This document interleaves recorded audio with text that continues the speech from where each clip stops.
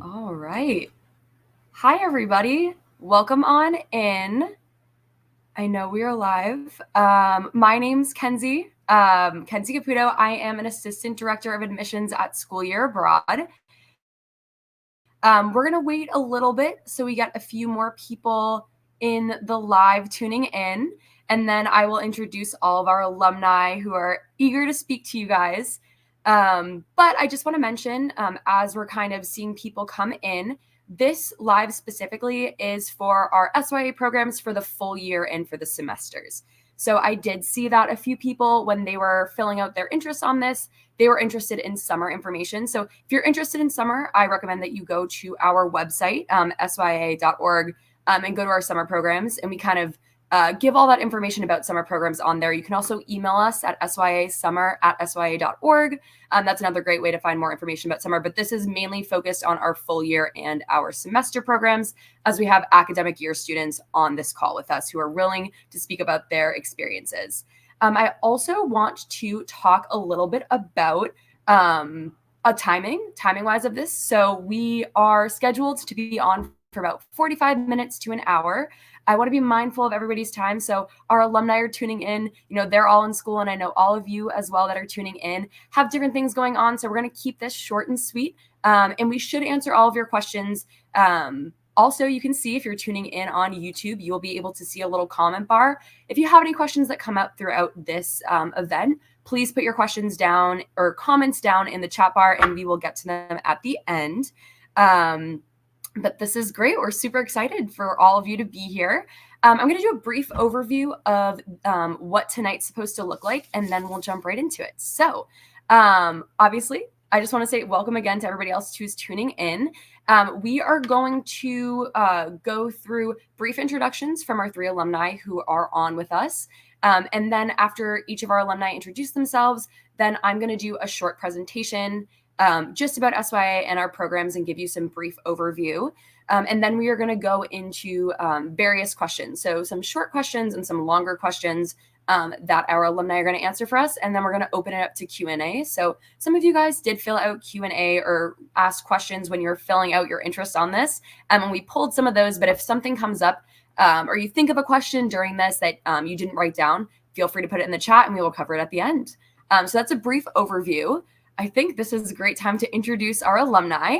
So I'm going to go one by one. And if you guys, I'll call you out by name, want to say your name, where you studied, what campus, what grade you're currently in, and where you go to school. And you can do this in the target language, either French, Spanish, or Italian if you're able to, and then in English. We will start with Lily, if you don't mind. Donc, bonjour à toutes et à tous. Je m'appelle Elisa Patka, j'ai 18 ans et je viens de Nouveau-Mexique. En ce moment-là, je suis à l'Académie d'Albuquerque et je suis en terminale. Donc, I'm Lily Zapatka, I'm 18 years old, and I live in Albuquerque, New Mexico, and I go to school at the Albuquerque Academy. And of course, I did SYA France. Awesome. Thanks, Lily. Casey, you're up next. Hola, soy Casey. Estaba en Zaragoza y ahora vivo en Boston y voy al Windsor School for Girls. Hi, I'm Casey. I was in SY Spain in Zaragoza, and I'm a senior at the Windsor School for Girls in Boston. Awesome. And last but not least, Avalon, when you're ready. Buonasera a tutti, io sono Avalon, ho fatto SY Italy l'anno scorso a Viterbo e vengo da Santa Barbara, California. Ho 17 anni. Sì. Hi everyone, my name is Avalon. I'm 17 years old, so I'm a senior, and I did SY Italy for the full year last year. And I live in Santa Barbara, and I go to Santa Barbara City College. Awesome. Well, thank you so much for introducing you guys. We will hear more from you later. But now we are going to do a quick presentation. So I am going to share my screen and we are going to get started. Just give me 1 second. All right, everybody. So if you didn't hear my name earlier or hear my little intro, my name is Kenzie Caputo. I'm an assistant director of admissions at School Year Abroad. And I'm super excited to hear for us to talk a little bit about the programs, but also to hear from our alumni. So before we hear from them, we're going to get into our programming. So picture yourself here, traveling around Europe with your new best friends, living with the host family, and learning by living with locals. If you can picture that and it excites you, it's time to apply to SYA for either the full year or the semester at one of our 3 campuses. So, as you might know, we have 3 different European campuses, one in France, one in Spain, and one in Italy. And we invite you to step outside of your comfort zone and learn by exploring the world around you at one of these campuses. So we're really here to turn your learning journey into one that's focused on real life experiences and adventures at one of our 3 European campuses.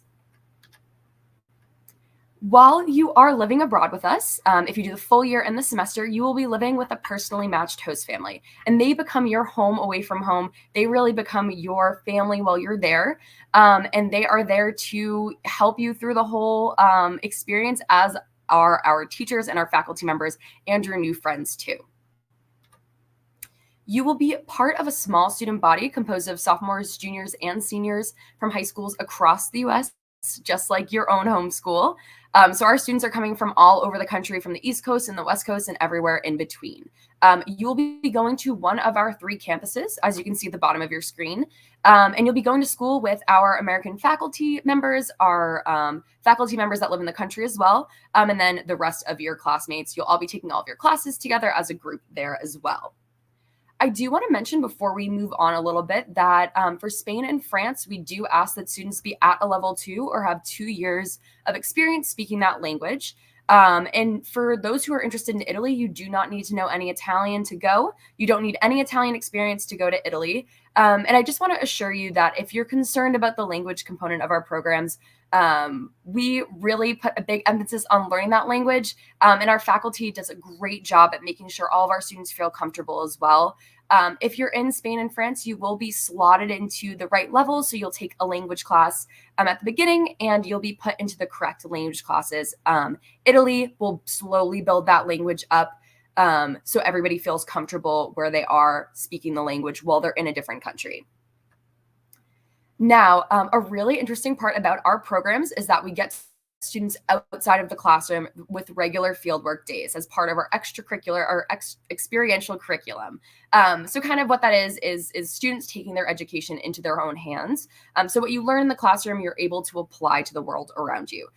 What that could look like is interviewing locals for political science, visiting world-renowned museums for your art history class, or harvesting grapes for your agroecology class. We really want our students to get outside of the classroom, get outside of their comfort zone, and challenge them to speak the language and kind of apply their knowledge to the world around them.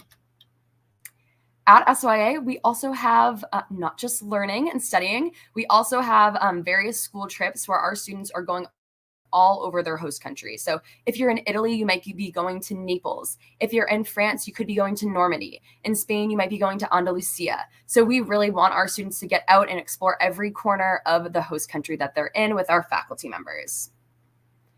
One interesting part about SYA is our capstone project. So what the capstone project is, it's an opportunity for our students to dive into a topic that they're very interested in, as well as mixing that with their language acquisition at school. So this project can take many forms. Students are always able to come up with very interesting topics that they do each year. So some recent examples are researching and designing an outfit in Viterbo, Italy, studying environmental sustainability in Spain, and investigating local farming practices in Rennes. But students have taken this all over the place, and a lot of very interesting topics have come out of it. And you're also able to practice your language on top of this project. While you are abroad, our extracurricular coordinator will help our students find various clubs to join, whether it's sports, musical groups, art clubs, or service-oriented opportunities. We want our students to get out into the community while they're there with their own friends at SYA, but also engage in the local community with high schoolers their age. I also want to make sure that we note that there are local exchanges that we host. Once a semester, we'll be doing an exchange with a local high school. And this is another way to facilitate friendships and connections with our local high school students in Spain, France, and Italy. So while you are abroad at SYA, our faculty members will make sure you stay on track in math and English, and those are guided by our American faculty members. The rest of your core classes will be taught by local teachers who will be teaching language classes and electives in the target language. And they're really here to push you outside of your comfort zone and guide you on your fieldwork days and on your school trips as well. I do want to talk a little bit about college. I know for some of you tuning in, college might be a little bit far away, but it's always a good thing to think about. I want to note that we do have college liaisons on all of our campuses. So their jobs are to help our juniors start that college process and help our seniors finish the college process. I want to note that we do offer the SATs and the PSATs for all of our students at all of our campuses. So you're able to keep on track with all of your college applications on, and making sure that you take the right tests that you need to take to apply. But most importantly, our students find their voices while they're abroad. This is a program that not a lot of students have an opportunity to do well in high school. So, you're able to demonstrate the grit and ambition it takes to live in a new country and learn a new language as a high school student, which helps you stand out to the colleges that best suit your interests. And our students, regardless of what they do, when they go on from SYA, they are able to do a lot of very amazing things, and they go to great schools too. So this list of schools up here is just the most frequently attended schools by our students in the past 5 years. I do want to touch upon financial aid. So we want to make sure that this is something that as many families can afford as possible. We do offer a robust financial aid package for our families. About 50% of our families receive aid, and we utilize a $2 million budget to make sure that this is something that people can afford. If you have any more questions about financial aid, merit scholarships, different packages, you can also check all this information out online, or feel free to reach out to us as well with more information. But just to sum it up, this means a lot for a small program like us to be able to offer this financial aid to our families. I know that was a lot of information, but to sum it up, and you'll hear this from our students as well, SYA is a risk worth taking. If you want to get outside of your comfort zone, switch up your regular high school routine, and do something different, we are here for you, and we are excited to have you. And we hope to see you at one of our campuses in either Rennes, France, Viterbo, Italy, or Zaragoza, Spain. Our applications for our full year and our semester programs are not due until February, so there's plenty of time to think about this, to ask questions, to reach out to us too. We are here to help you through this. This is also a great opportunity to mention our Instagram and our TikTok as well. We do have campus influencers posting content weekly, so it's great to hear from us in the home office, but it's even better to hear from our students who are currently abroad. So thank you all for tuning into that. And speaking about talking to our students, I will bring back all of our students, and we are going to hear a little bit from our alumni. First, we are going to talk a little bit about shorter ended questions, and then we'll get into our longer questions in our Q&A section. So Cassie, do you want to start talking about your favorite class that you had while you were abroad? Yeah, so my favorite class in Spain was art history. The teacher's amazing. Her name's Sole. And basically, we did a lot of work sort of going to different museums in Zaragoza, and we would go when there was like an exhibit that was only there for a week. And she was just super sweet, and kind of that ability to get out and really see what we were learning about within the next day or week of learning about it in the classroom was just something I really loved. And I really love Sole as a teacher as well. That's great. That's awesome to hear. Sole is great, as all of our teachers are awesome. The next question is also for you, Casey. Do you have a favorite extracurricular activity that you did at SYA and want to talk a little bit about that? Yeah, so I did track at SYA for basically the whole year. So we met 3 times a week. And one thing that's super cool about sports in Spain is that it's all ages and genders. So I was able to meet a lot of different people and just speak a lot of Spanish as well with my teammates on the team during track, and also just be able to get outside and really get to different parts of Zaragoza as well through that. We ran a lot through Parque Grande, which is like the big park in Zaragoza. That was also really awesome. That's great. I'm glad to hear that you're able to do that. Our next question, and we get it a lot, favorite food in your country. Avalon, do you want to talk about your favorite food in Italy? Yeah, I mean, you could probably guess, but carbonara pasta was probably my favorite. There was a really cute little restaurant right down the street from our school, and we probably went there every other day for lunch, just me and all of my friends. It was a favorite of pretty much everyone in Viterbo, and we would get giant bowls of carbonara, and yeah, they're amazing. That sounds pretty good. I would love that. We're going to move on to favorite trips. Lily, do you have a favorite trip that you want to talk about? Yeah, I suppose it would be, I think, my third trip to Paris, and this was independent travel. And, a big group of 6 of us went to Paris. And oddly enough, it was one of those trips where everything wrong that can happens. But, what I loved about it at the very end, there was something very special about, working together to kind of get past these challenges. And they were like little challenges, like getting late for trains, or we were delayed for getting tickets or whatnot. But at the very end of it, we were much closer as friends. And so I always think of that trip where it was really unlucky, poor weather, poor circumstances, but at the very end of it, we kind of walked away being able to say like, oh yeah, we're best friends. After that, like, we can tackle anything. So that was a really special sort of trip in my mind. That's awesome to hear. And I know, like, with traveling comes different obstacles. And I do want everyone to know that if anything did come up or arise, things happen, there is always somebody that students can contact at school too. They have information, phone numbers for all of our faculty members if they need to reach out to anybody, their host families as well. So there's always support there if these little hiccups come up. But it is also great to have a good group of friends to go through this together and to kind of figure out as you go. So that is great to hear. Casey, do you also want to touch upon a favorite trip that you had? Yeah, so I can talk a little bit about academic travel. So we have 2 academic trips, one first semester and one second semester. So for my first semester academic trip, I went to Peníscola and Valencia. And I remember when we went to Peníscola, it was just for the day. And it's basically this small town. It's like a pueblo in Spanish.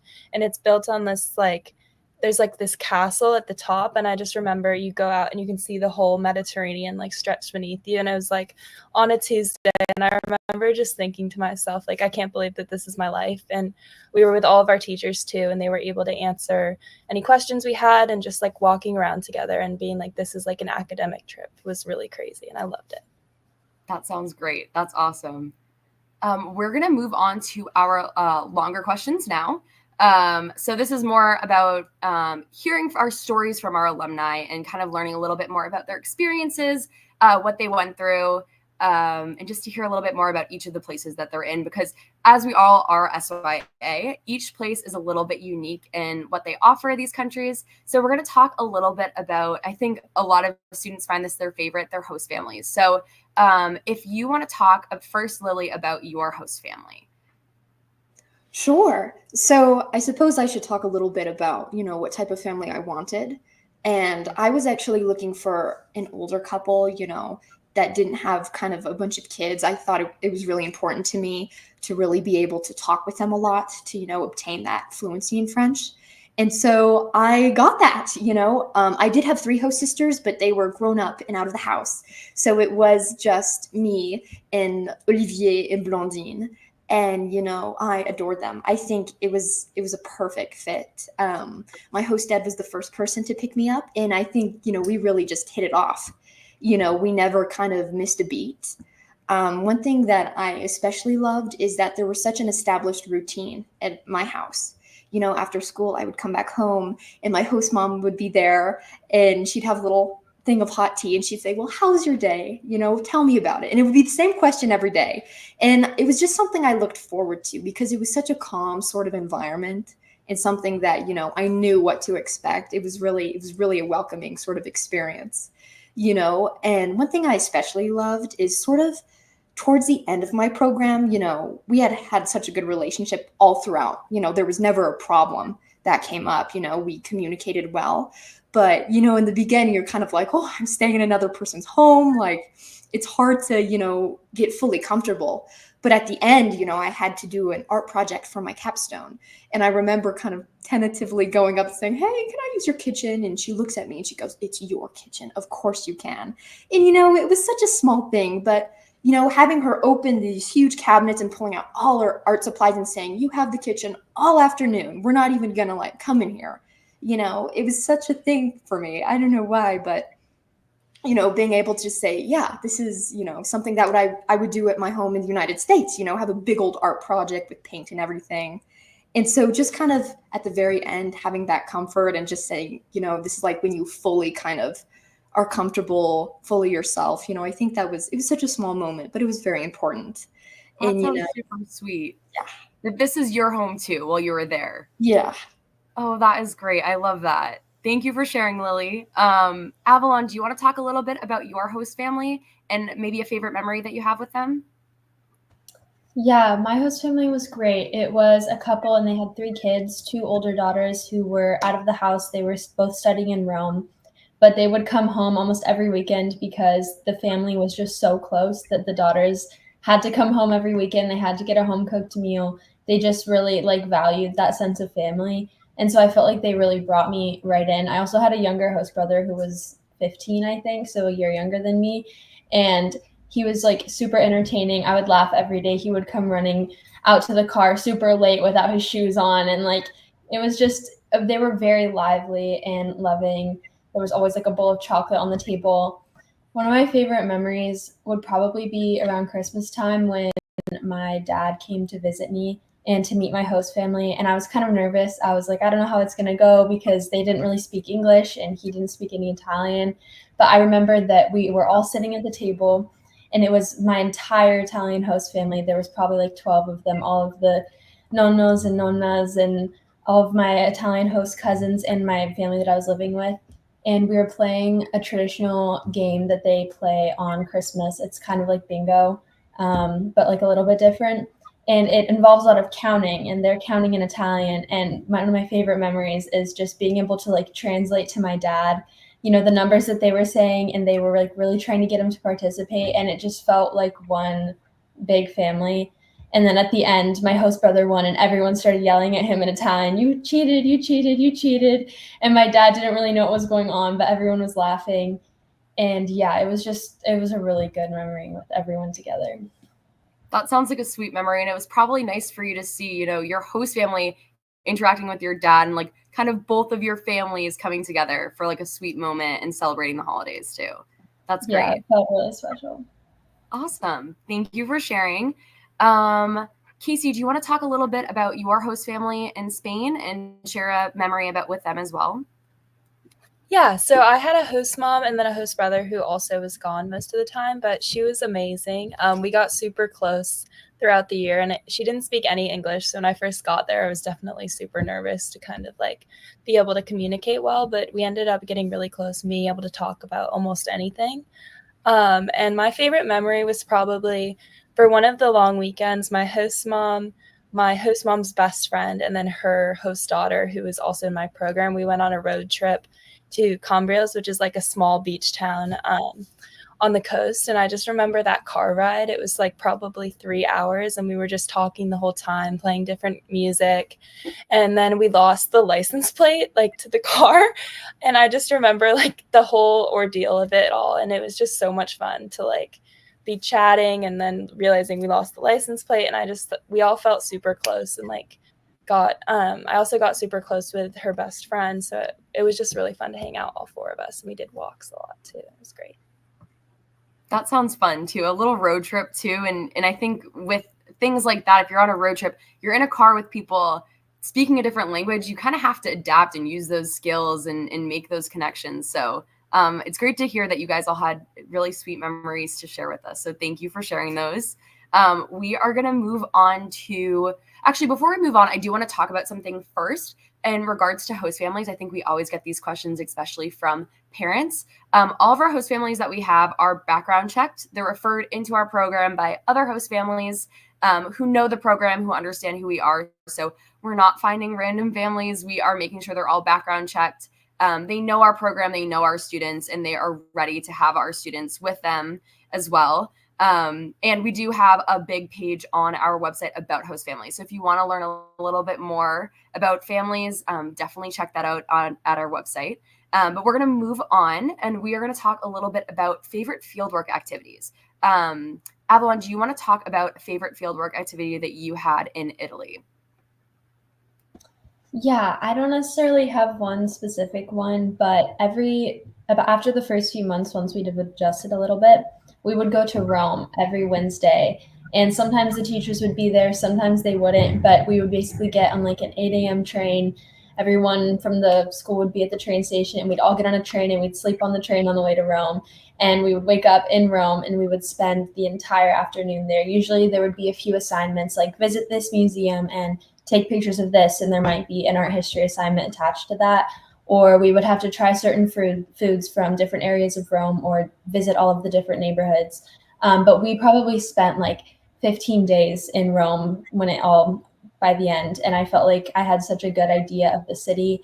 And just to be able to like experience that with your best friends, just spending a day wandering around the city over and over again was pretty cool. Yeah. And it probably becomes familiar to you. You know, you get accustomed to where you are, and even hearing the language too. I mean, you have these different projects that you have to do and assignments, and you're also hanging out with your friends and kind of exploring the city. That sounds like a lot of fun. Yeah, I feel like we really got such a good idea of Rome, which is crazy to say because it's like one of the most famous cities in the world. But actually, at the end of summer, I ended up leaving a suitcase in Rome, and I had to fly by myself. This was like after SYA had ended. And I got to Rome by myself and I spent the night there, and I felt like I'd been there so many times with my friends, and I had such a good like feeling of comfort in like this huge city. And yeah, so I think the field work was just, yeah, that was my favorite one. And it all worked out with that suitcase, right? Yes, I got my suitcase back. Good.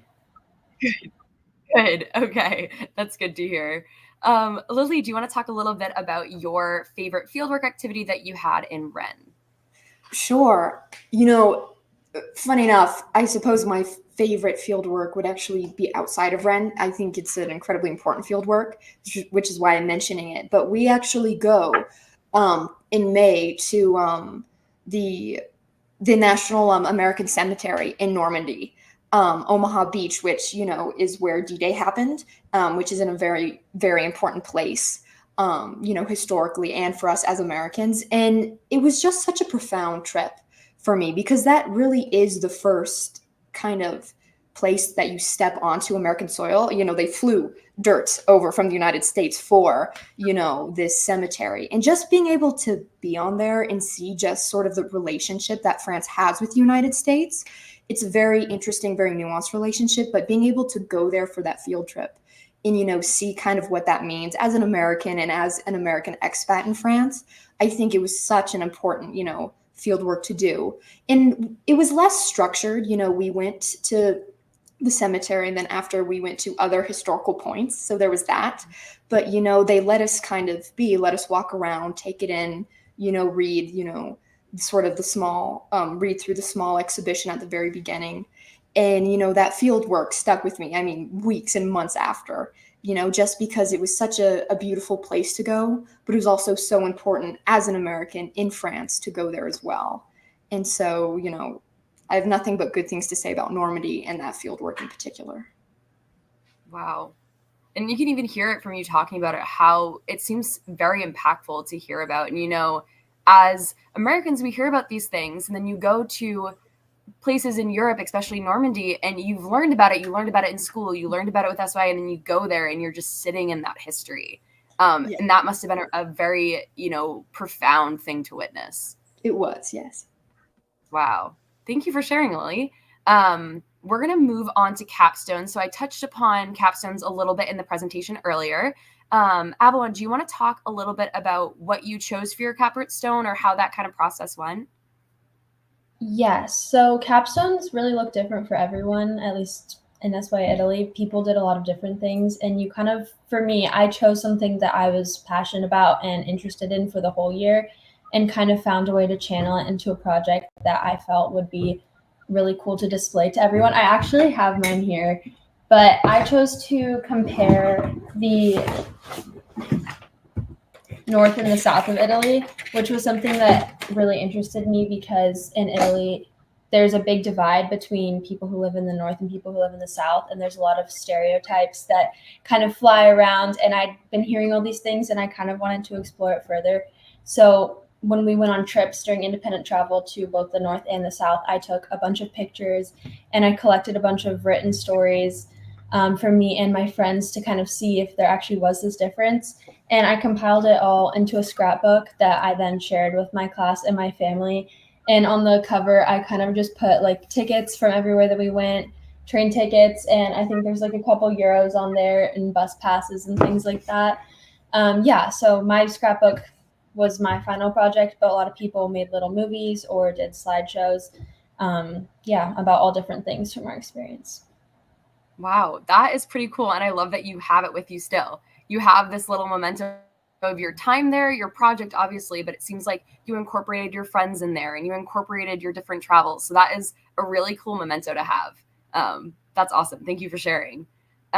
We are going to move on to typical day in the life. So it might look a little bit different at each of our campuses in terms of timing, but generally a day in the life looks pretty much the same across all of them. You can also find information about day of the life on our website too. We did break down, what a typical day looks like at each of these places. But Lily, if you want to talk a little bit about what a day in the life might look like in France, that would be great. Sure. So my day in the life started quite a bit earlier than some of the other kids. I love the public transport in Rennes. I love buses, the metro.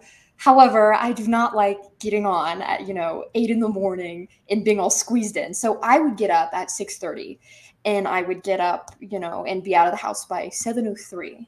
And so I'd always go to the gym before school. So that was kind of my me time, my quiet time before I'd go to school, which started at 9.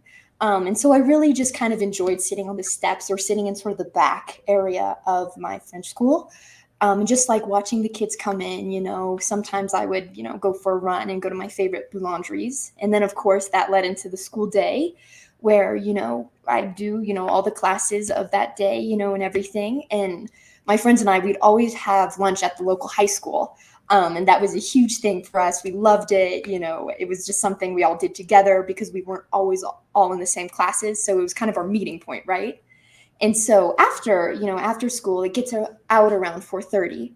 And so I'd walk down to sort of the main downtown area. And I'd always stop at this one cafe every day, sit in the same spot, order the same thing.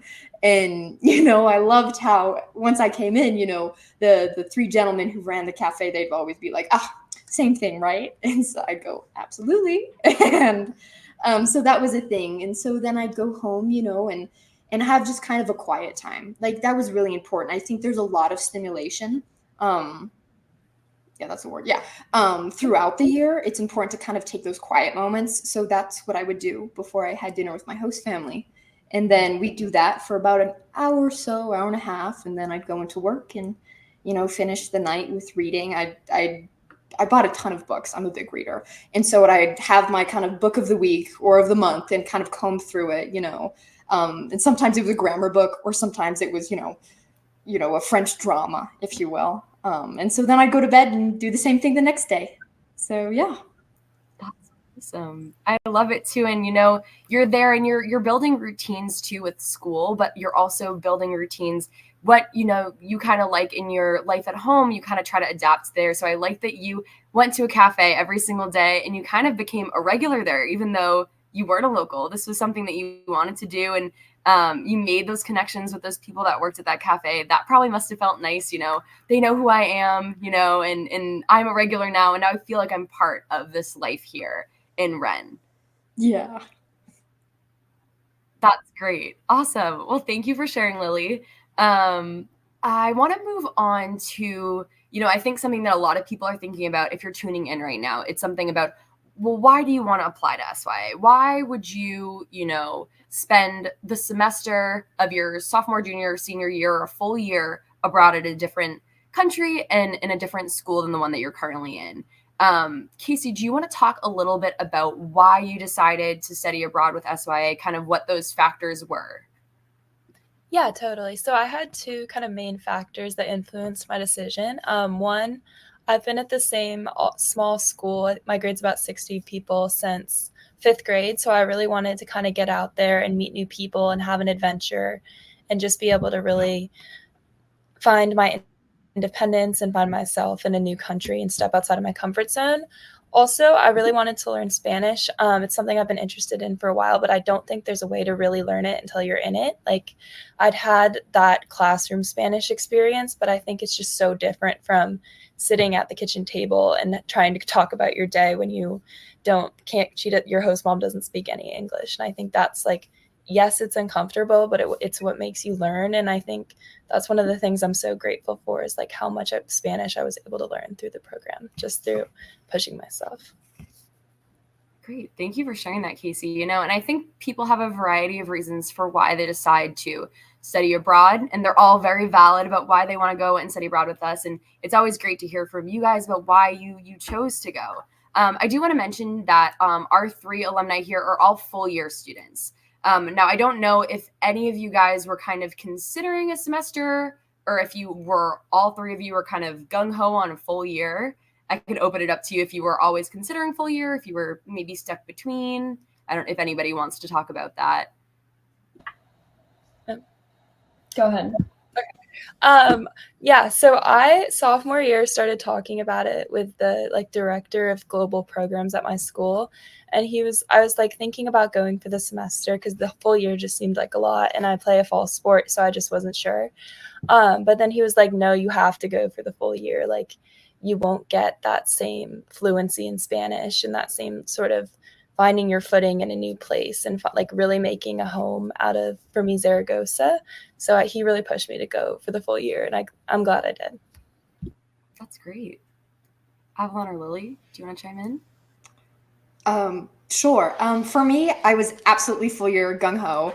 Like, I also spoke with my director of global affairs at my school, and it was never a hesitation for me. I think that with French, for me, was an intellectual sort of follow through. I wanted to see that fluency through. And when I first, when the director first spoke of saying, "Hey, would you want to do a year abroad?" I said, "Absolutely." And that never changed. It was never semester, never year, or sorry, never just a semester. It was always a year. So that was something I remember coming home and I'm saying, "I'll see you in a year, Mom." She goes, "What do you mean?" And I said, "Well, because I'm going to France for a year." And she's like, "Okay." And so, okay. So that's kind of, that's how I rolled. Always full year. Wow. Thank you for sharing your perspective. Avalon, do you want to talk a little bit about you? Yeah, so similarly to Lily, I was pretty much always interested in the full year program. But for me personally, it was from a language standpoint. I was really passionate about learning a new language before I graduated high school. And I felt like being there for the whole year was kind of the only way that I would know that I had enough time to do that.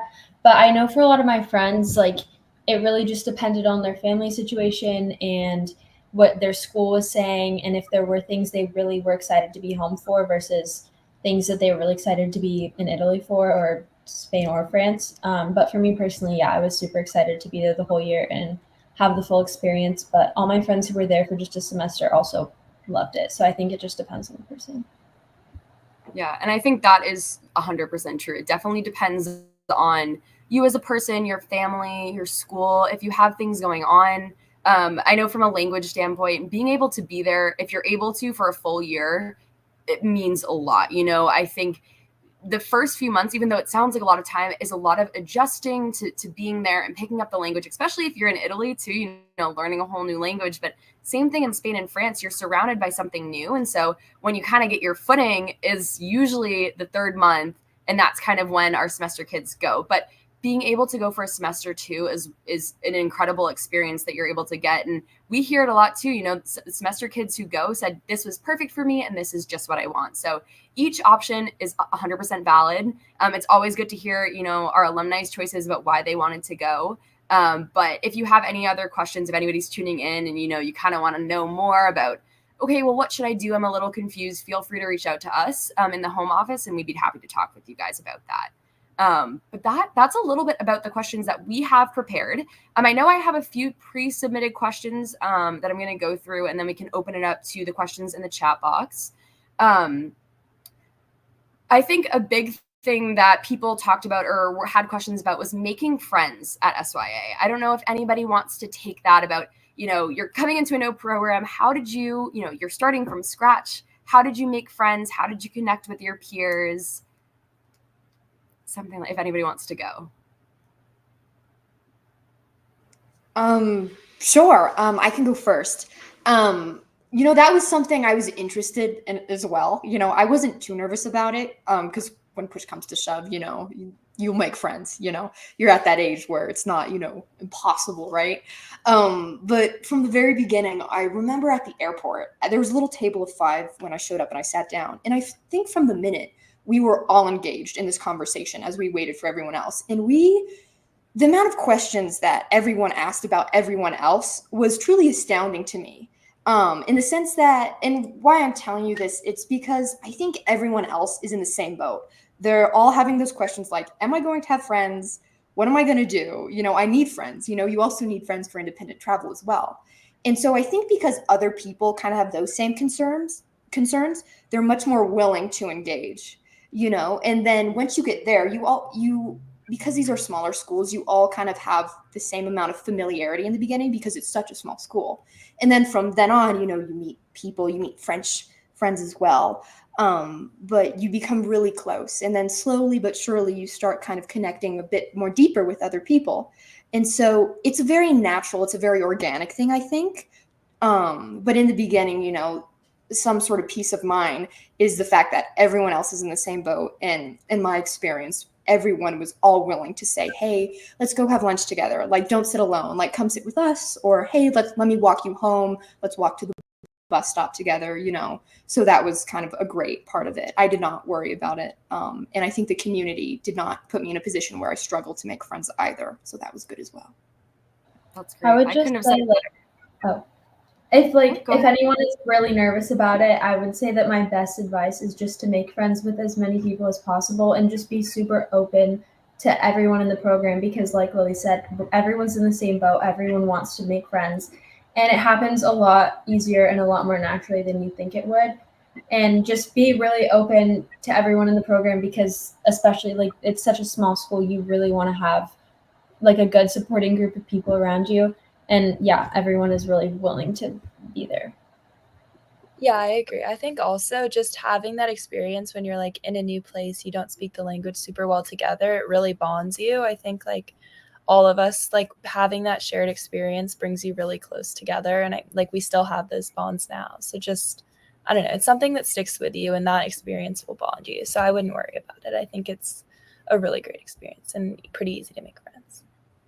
And they last, like me and pretty much like so many people from my program, but especially like the core group of people that I connected with the most.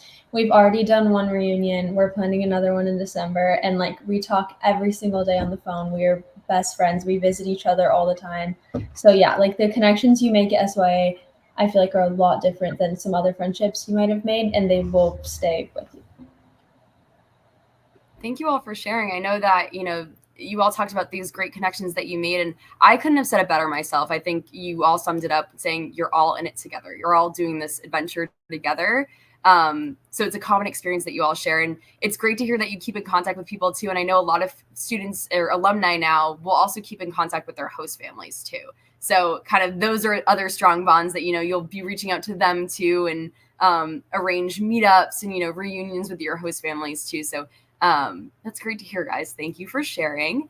I know we talked a little bit about, the SATs, PSATs earlier. Avalon, do you want to talk a little bit about that? I don't know if you had specific insight on the PSATs, the SATs, or APs or something like that. Yeah, so because I was a junior, I decided to take one SAT and SYA while I was there, and then I also took the AP Italian language and culture exam. And both of those were at our school. So basically, the SYA campuses, or ours at least, is a verified testing site for both the SATs and the APs. So we were just able to go to school on the day that it was provided. Our teachers were the ones facilitating it, and it was really easy and very, like, they helped you through the whole process. For specifically the SATs, it was open. So there were also a lot of Italian students that came to our school to take it. But it was really, the school will help you through all of it, and it's very much a possibility that you can take the PSATs, the SATs, and the APs while you're there. And so, Avalon, did you go into SYA Italy knowing any Italian, or did you start from scratch? Yeah, so I had taken like 4 years of Spanish, but I had never taken a single Italian class. I think I did like a few weeks of Duolingo before I went to try and prepare. I was trying to learn a few things, which is helpful if you're thinking about doing that. I would say it definitely like gives you a little boost, but I didn't know pretty much anything, and I did get a 5 on the AP Italian test, and also I feel like me and a lot of my friends became pretty much fluent while we were there. But also, I think it depends how hard you apply yourself and like kind of what goal you go in with. Because for me personally, like learning language was my main goal, and so I think that like I put myself in situations to make that a priority. But it is very much possible, especially if you're there for the whole year. Wow, that's incredible to hear. And Lily, I want to talk a little bit about language level that you guys went in with, if you don't mind, quick. Lily, what language level did you come in at when you applied, and how do you feel like your language, if it improved, how do you think it did? Sure. Well, I suppose with my school in the United States, our language program was a little disjointed because of COVID. So I missed out on quite a couple semesters on solid French. That being said, a lot of what I did beforehand was self study. You know, I took what my school gave me and then I did my best to kind of push it farther. So going into France, I found that I had a solid base. You know, I think all my basics they were rock solid, which was very important to me. It does not make or break, you know, going or not going based on your fluency. But I would say being able to have those basics allowed me to refine my French, which was a big thing for me just because, you know, my previous language learning had been kind of spotty and whatnot. So being able to go to France and really kind of refined it, you know, sort of making it a little more sophisticated in certain aspects like grammar or vocabulary or just pronunciation. You know, that was something that I accomplished at SYA France. You know, I think regardless with your if you're going there without a word of French or very poor French or, you know, super, you know, high top-notch French, I think it's always up to the student to make use of the materials that are given to you at SYA France. You know, for me, I always had a grammar book in my bag and I would read that thing. I would read it, make notes, try to apply what I'd learned, you know. And so taking that initiative is important because there are some kids who, you know, go in there who speak rough. My best friend was one of them. And when she left, it was much better because she really cared. But, you know, on the flip side, if you go there not really into it, not caring, you're not going to leave with that, you know, beautiful French sort of sound. So it is very much up to the student, regardless of the level you enter on. So. Awesome. Thank you for sharing. And Casey, I don't know if you want to talk a little bit about your experience in Spain and like kind of what you came in with and how you left with your Spanish abilities. Yeah, so I totally agree with Lily that it kind of is what you make of it. I took Spanish 3 my sophomore year, so I came in with that.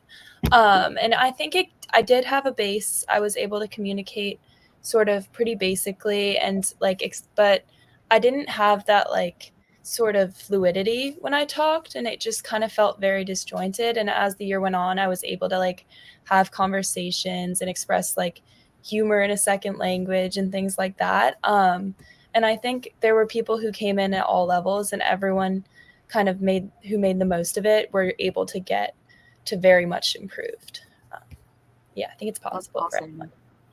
I feel like that's something that you hear too. You know, if you're able to start making jokes, or if you start dreaming in the language of the country that you're in, that's really when it starts clicking. So that's cool to hear, Casey, about making jokes in Spanish.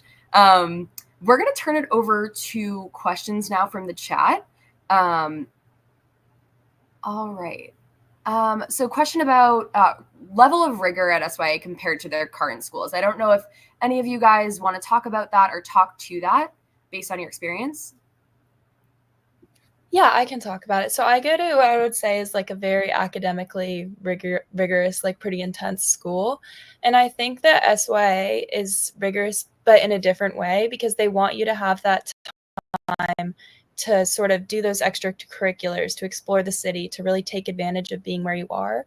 But at the same time, like in my experiential Spanish class, for example, we do like interviews on the street, and you have to like go up to people in Spanish and ask them about like a holiday that's going on or something. And it is hard. Like it's hard to go up and be like, can you talk for a second? And most people say no. It takes a few tries. But I think that the challenge in SYA is really putting yourself out there, and it's like getting outside of your comfort zone and making sure that you are making the most of the opportunities. But I wouldn't say it's like a ton of homework. Like maybe it's more American. Thank you for speaking to that. Yeah. Another good question. What type of student is most successful at SYA? I think I can take this, from what I've seen on our side. I think most successful, you could define successful a variety of ways, but I think the students that are most successful or have a better time adjusting are the students that are open-minded, ready to take on this experience.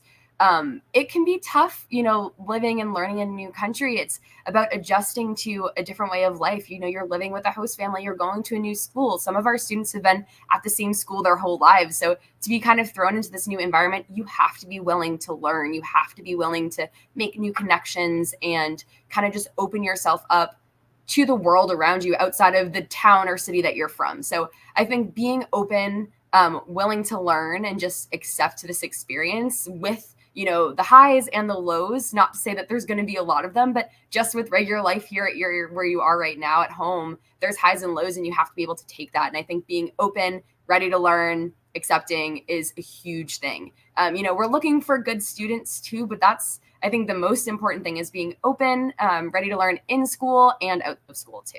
I don't know if anybody has any, things that kind of made you successful when you were there. If you want to touch upon that.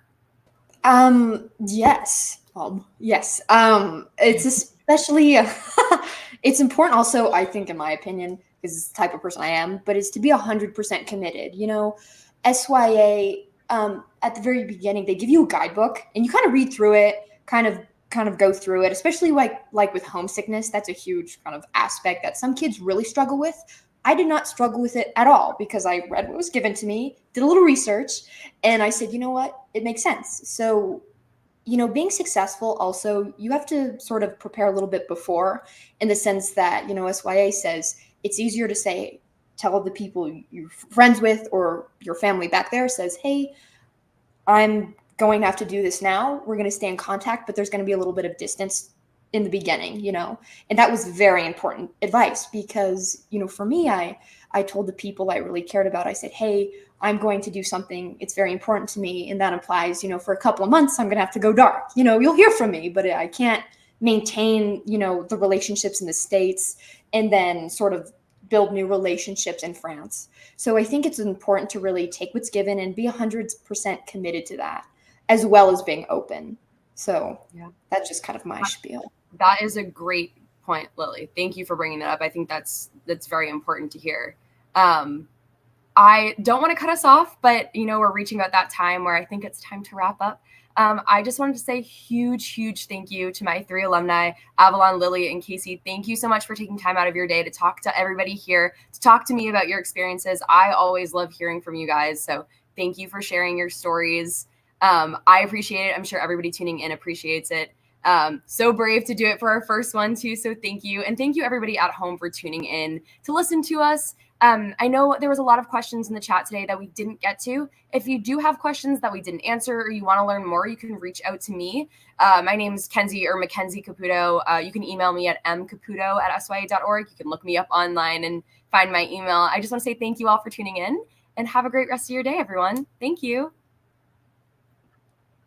Bye, guys.